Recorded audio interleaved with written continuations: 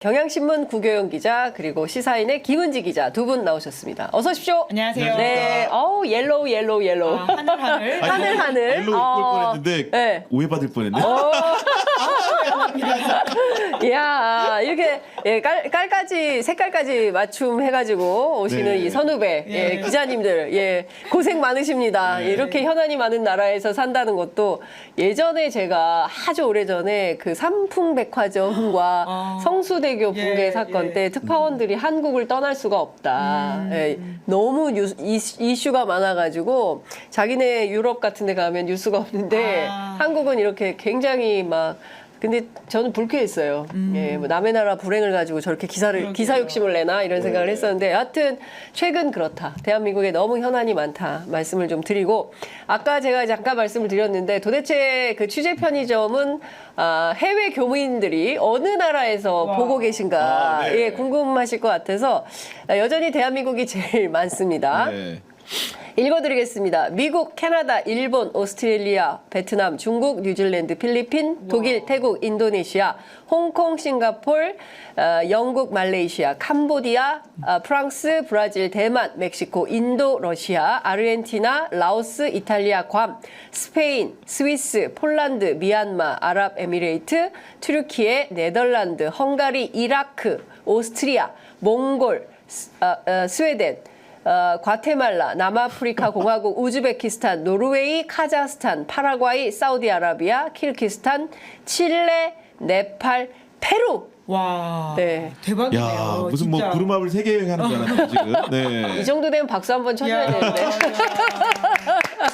네. 어마어마하시네요. 네, 전 세계에서 함께 해주시는 시청자 여러분 너무 감사드리고요. 아까 어떤 분 보니까 도쿄에서 시청하고 있습니다. 말씀 주셨어요. 네, 전 세계 지금 어느 나라에서 보고 계십니까? 여러분 함께 해주셔서 너무 감사드리고요. 이게 시간대도 다르고 어느 나라에서는 또 새벽에 밤중에 또 저녁에 퇴근길에 이렇게 들으실 텐데 어쨌든 세계 각국에서 시카고요. 시카고에서 지금 바나나 우유님께서 대프리카에서 보고 있습니다.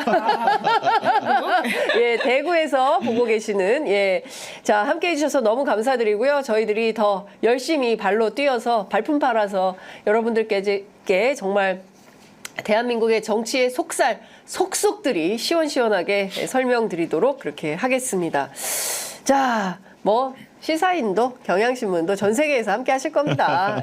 다만 저희는 조사해서 말씀드린다는 근데 거. 이렇게 많은 국가에서 보는 게 굉장히 놀랍고 그리고 그 얘기를 듣다 보니까 너무 많은 나라다 보니까 각국 공간에서 보는 게 아닐까 하는 생각이 이렇게 들기도 합니다. 이게. 각국 공간에서도 보시죠. 외교 공간에서도 보시고 또 해외 교민들께서도 보시고 사실 저도 유튜브가 안 되는 나라에 좀 살다 왔잖아요. 그렇죠. 네. 거기 유튜브 보려면 힘들어요.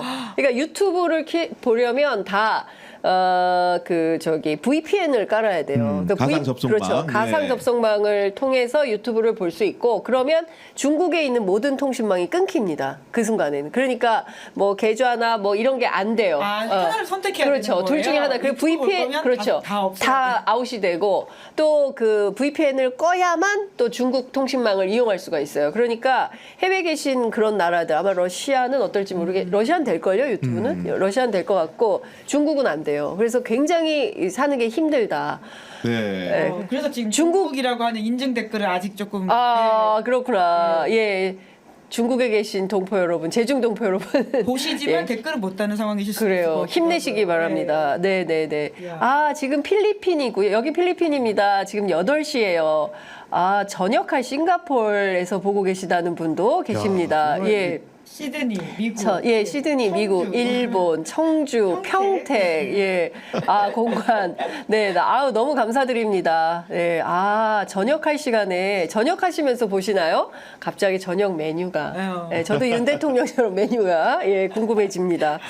자, 여러분 너무 감사드립니다. 저희가 또 시작해보겠습니다. 기시다가 옵니다. 기시다가. 윤 대통령과 회포를 풀고 싶다. 6일, 7일. 일정 더 늘어나는 거예요? 아니 원래 1박 2일 이야기가 네. 나왔기 네. 때문에 이제 1박 2일 왔다 가는 것으로 사실상 기시다 총리의 일정들이 마무리될 것으로 보이는데 기시다 총리가 원래 외교부 장관을 오래 했던 인사이거든요. 맞습니다. 이제 그러다 보니까 본인의 마무리 인사로서의 치적을 이제 아마 한국에서 하고 싶어하는 바람들이 있는 것 같고요. 와가지고는 사전 교류 제도라고 해가지고 아마 비자 관련된 뭐 물론 지금 일본과는 무비자이긴 합니다만은 조금 더 드나듦을 편하게 하겠다라는 취지의 어떤 계획들을 가지고 있다고 지금 알려져 있습니다. 그렇군요. 그러니까 이번이 보면 12번째 정상회담이거든요. 그 양국 정상이 이렇게 많이 만난 적이 있었는가.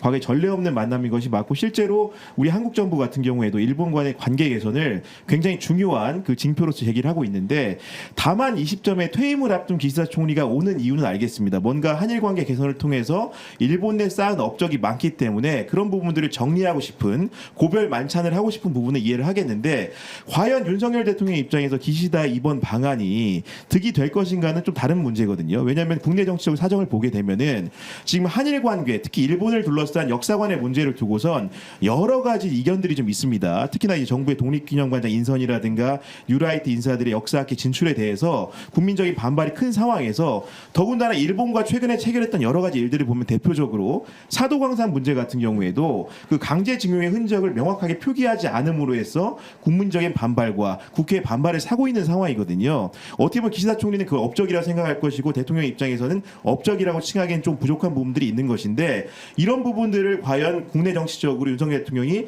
유리한 부분들을 견인할 수 있을지가 굉장히 의문이다. 더군다나 이제 그 김태효 차장 같은 경우에 중일마 발언으로 국민적 감정을 굉장히 자극하는 일도 있었는데 그런 비판이 거센 상황에서 여론의 악화가 또 우려되지 않을까라는 생각도 듭니다. 이게요, 제가 보기에는 이게 확 불이 될 수가 있어요. 네, 왜냐하면 지금 국민들이 지금 그러니까 도대체가 이 시청자분들께서 전 세계에서 왜 취재 편의점을 이렇게 열광적으로 함께 하실까요? 네, 지금 국가 돌아가는 나라 돌아가는 상황이 이거 이러다가 큰일 나겠는데? 라는 위기감들을 갖고 계시기 때문에 이럴 때일수록 가만히 있어봐. 좀 들어봐야 되겠어. 라디오 좀 들어봐야 되겠어. 이런 판단들을 하시는 겁니다. 제가 어제 KBS 9시 뉴스 보다 껐어요. 세상에 국군의 날 휴일됐다는 게 1번 뉴스고 국군의 날이 어떻게 해서 창설됐는지에 대해서 막 설명하고 있어요. 공영방송 KBS 9시 뉴스에서 10월 1일 국군의 날 연휴다. 이거를 1번 메인 뉴스로 보도를 하고 있으니 취재 편의점 안 봐서 되겠습니까? 안 보고는 이게 안 되는 겁니다. 지금 상황이 너무 심각하고 지금 보시는 것처럼 보십시오. 어제 국회 운영위 안창호 국가인권위원장 네. 후보자. 네. 그분은 세상에 어떡해요? 지금까지 나왔던 인사들이 정말 계속해서 그러니까 뭐라고 할까요? 그 갱신한다라는 표현을 할 수가 기록 갱신. 있거든요. 예. 그러니까 최악의 최악을 계속 갱신하고 있다라는 느낌이 드는데 아무리 그래도 우리나라 이제 보수 개신교 중에서 공개적으로 공직에 계신 분 중에서 과학을 부인한 사람들은 없거든요. 근데 그분이 창조론에 대해서 주장을 하면서 창조론을 가르치라는 거잖아요. 예. 그러니까 그게 미국의 아주 보수적인 그러니까 보통은 지구가 평평하다라고 하는 주장을 하시는 분들이 계시거든요. 기후 위기를 부인하고 지구가 네. 평평하다라고 이야기하는 아주 이제 그 미국에서도 극단에 가 있는 보수 개신교 분들이신데요. 네. 그런 분들이 하는 주장의 연장이 이제 창조론을 학교에서 가르쳐야 된다라고 하는 것입니다. 네. 근데 그게 아주 이제 우리 사회가 기본적으로 가지고 있는 과학을 부인하고 있는 태도인데 그러니까 그런 주장을 하실 거면 혼자 교회에서 말씀을 하시면 되는 것인데 공직자가 저런 이야기를 한다고 하는 것은 사실 좀 기본값을 이것은 좌우의 문제가 아니라는 그렇습니다. 생각이 드는데요. 아주 기본값을 넘어갔다. 심각한 인사인데 너무 화제가 안 돼서 솔직히 좀 답답하긴 합니다. 아니 이거는 그 좌우의 문제가 아니라 상식의 문제입니다. 상식의 문제고 학교에서 창조론을 가르쳐야 된다라는 말을 하는 국가인권위원장이에요. 인권. 그리고 무슨 차별금지법을 만들면 공산혁명이 된다. 이런 주장을 했죠. 황당한 주장을 하고 있기 때문에 이런 분들 그다음에 친일과 관련해서도 뉴라이트 아니고 무슨 라이트?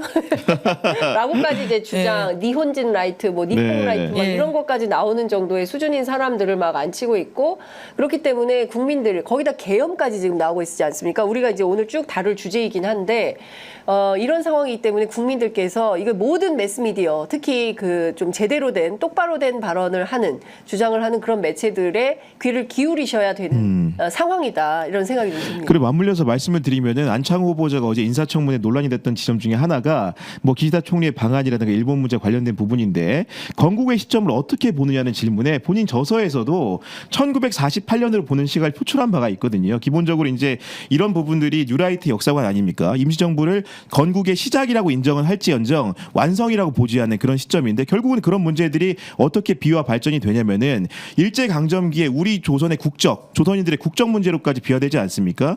그런 상황에서 어쨌든 간에 그런 뉴라이트 역사관을 가진 게 아니냐라는 물음에 대해서 뉴라이트라는 거를 잘 모른다고는 하지만 뭔가 그들의 사관과 동조할 수 있는 역사적 해석을 내놓음으로써 또 한 번 우려되는 인사가 아닌가라는 논란을 낳았다. 이렇게 좀 볼 수 있을 것 같습니다. 그렇죠. 더 하나 또 지적을 하고 싶은데 안창호 후보자 같은 경우에는 사실 거짓말을 한 사람이기도 합니다. 후보 검증 과정에서 본인이 과거에 헌법재판관 출신이거든요. 네. 헌법재판관으로서 해외 출장을 갈 때 이제 배우자를 동반했다라고 하는 의혹이 있었습니다. 관련해서 이제 청문위원, 그러니까 국회의원이 헌법기관의 국회의원이 질문을 하자 없었다라고 이야기를 했거든요. 그랬더니 이제 그 국회에서 그 출입국 기록들을 가져가가지고 동반 출입한 거 맞지 않냐 했더니 네. 그 뒤늦게 말을 바꿨다 이렇게 보도가 나는데요. 말 바꾼 정도가 아니죠. 이건 거짓말이잖아요. 그렇습니다. 그리고 광고를 기억 못할 리가 없는데 어쩜 이렇게 뻔뻔하게 네. 청문회장에서 거짓말을 할 수 있을까? 청문회를 앞서서 거짓말할 수 있을까라는 부분들은 더 좀 세게 지적해야 된다고 네. 생각합니다. 그러니까 뭐 동성애나 그다음에 그 이를테면은 그런 생각 가질 수 있어요. 각자 뭐 신념도 있고 판단도 하고 할 수 있고 또 종교에 따라서 입장과 판단이 다를 수는 있는데 그리고 공직자가 해야 되는 최소한이라는 게 있거든요. 근데 안창호 후보자 같은 경우에는 그 최소한의 상식을 넘은 주장을 하고 있고 이제 과거에는 이런 말을 못했습니다. 그 어떤 후보자도 이렇게까지는 네. 말을 못했는데 윤석열 정부 들어서는 이런 말 하는 게 괜찮은가 봐요. 예, 그래도 된다고 생각하나 봐요. 아니 사실 인권이라는 기관의 존립 목적과 이유를 생각해 보면은 안창호 그 후보자 같은 경우에는 사실은 부적격하다고 볼 수밖에 없는 부분이 2001년에 출범한 이래 인권위는 지금까지 한 번도 차별금지법 제정을 부정한 적이 없습니다. 추진을 네. 해왔고 어떻게 보면 중후기관이라는 표현은 좀 그렇지만 여하간 차별금지법의 입법 제정 필요성들을 피력했던 기관인데 그런 기관의 기관장이 그 입법을 반대하는 사람이 오는 거예요. 그러면 지금까지 있었던 인권위가 쌓은 역사적 공적과 직원들의 역할 이런 것들이 한꺼번에 부정이 될 수 있는 상황이거든요. 본인이야 사적인 생각과 공적인 기관장으로서의 업무 역할이 다를 수 있다고 주장을 하지만 실제로 이렇게 소신처럼 오랜 기간 피력해온 얘기들을 기관장이 된 다음에 바꾼다고 믿을 수가 있습니까? 안 바꿀 것 같습니다. 지금 왜냐하면 지금 계속 윤석열 정부의 인사 기조는 어떤 면에서 일관된데요. 노동을 부정하는 고용노동부 장관, 그리고 방송의 독립을 부인하는 방송통신위원장, 그리고 인권을 부인하는 인권위원장이기 때문에 네. 인권위원장이 된다고 하더라도 지금까지 했던 발언을 바꿔가지고 어떤 인권의 기조에 발맞춰서 무언가를 할 거라는 기대를 하기 어려워 보입니다. 네. 그러니까